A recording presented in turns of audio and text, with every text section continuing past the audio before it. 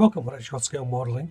This is part 4 of Revell's Tornado IDS scale 1 to 48. In part 3, I built up the engines, put on the tail and the wings, sorted out a little problem with the wings. In this part, I'll be carrying on with the build, predominantly focusing on the painting, building up the landing gear and the canopy. So let's jump in and see how I get on. To kick things off, I'm painting the flap housing in Revell 371 light grey. Also, you don't have to do this if you're having the flaps closed, but I've elected to have them partially open since hence why I'm painting it.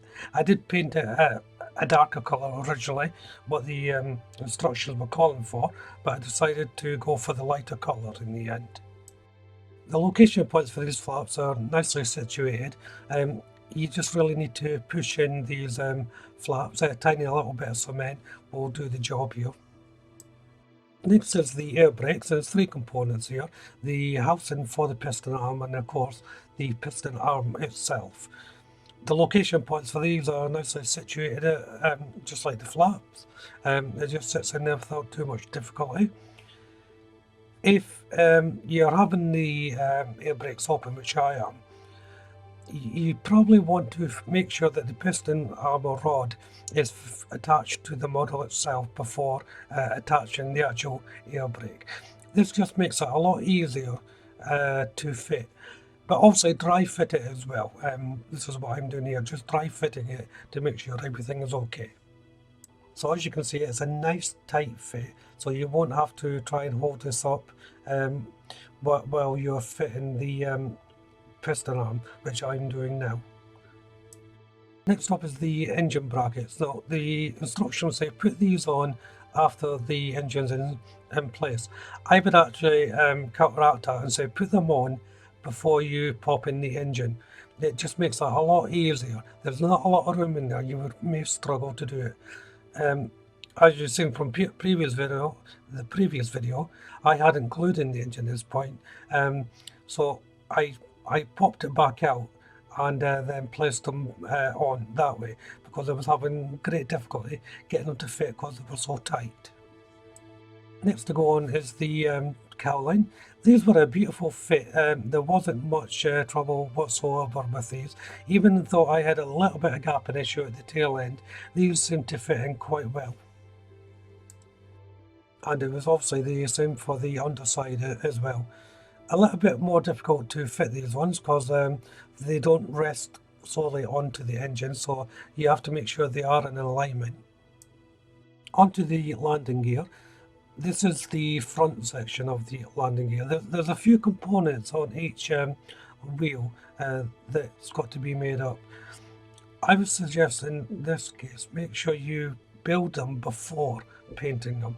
I know I generally paint them before I build them, just my choice, but these ones, they're such small parts, so you want to make sure you have good contact points throughout the build on these, particularly because they're going to be taking all the weight of the plane as well. Onto the main struts, and these are built similar fashion to the front one. 1 or 2 small parts to place on. Now the instructions say just build the main strut, then you can place in the supporting arms once the main strut is in place. I found that to be a little bit tricky when I was dry fitting them, so I decided to build them outside the area, then place the unit in all in one go. It did make it easier to place it in. You just have to make sure that the angle is correct and that you have a little bit of room for manoeuvre to get them in position. And at the end, I painted them in Revell Aquacolor 301 white silk. And I used the paint mix 91 steel 95% and 95 bronze 5% for the bare metal part at the top. Onto the first coat of paint, and I'm using one of my paint mixes, Revell Aquacolor 374 grey 80% off and Revell Aquacolor 301 white silk 20% off. And this is the light grey colour leading up to the wings. And its colour is Revell Aquacolor 310 Lufthansa yellow and these are just two little yellow squares on the underside of the rear wings. For the middle section, it's Revell Aquacolor 374 Grey 25% and Revell Aquacolor 378 Dark Grey 75%, and this makes up the slightly darker colour leading into the light grey. And for the rear, it's Revell Aquacolor 302 Silk Black. You notice I've got some masking tape on there. That's just to keep the shape of the black. Now, these paints are meant colours are meant to blend in with each other. I had a severe difficulty doing it this time around, so in the end I just done block colours.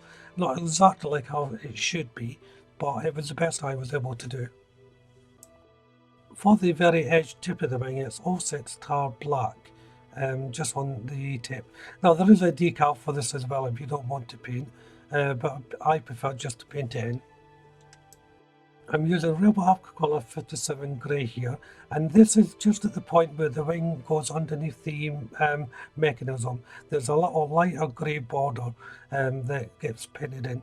So as you can see, I'm just using a little bit of masking tape, so I've got a curved line that's running parallel with the actual housing of the wing. Onto the canopy, and first of all I'm using Formula 560 canopy glue here to place in the holding bracket for the canopy. Now I only need a tiny little bit of this, and it goes on the inner edge of the canopy before fitting the unit. Now depending on whether you're going to have the canopy open or not is going to dictate what you do with these brackets. There is an offshooting arm which you cut off if you're having the canopy closed, and that's what I did. And the canopy is getting painted in the same colour as the nose section, so it's 374 grey 80%, 301 white silk 20%. As you can see, I'm not using any masking tape, I'm just doing it freehand. I shall tidy up any areas that I've gone over with a cocktail stick just to scratch out, well, rub out any overwork on it. But when you're painting light colours like this as well, it's always a good idea to have a darker background on your bench so that you can see where you're painting. And this is where I'll end part 4, just getting on with this canopy. In part 5 I'll be bringing the build to an end, so there's still quite a bit to do, put the landing gear on and so forth and the decals, so I'll cover that in the next part of the video. In the meantime, why don't you check the channel out for my other videos, of course also this series of videos for the Tornado. Subscribe to the channel, you'll be notified of all my updates and new builds along the way. Hit that like button and of course leave a comment. But for now, thank you all very much for watching. Bye bye.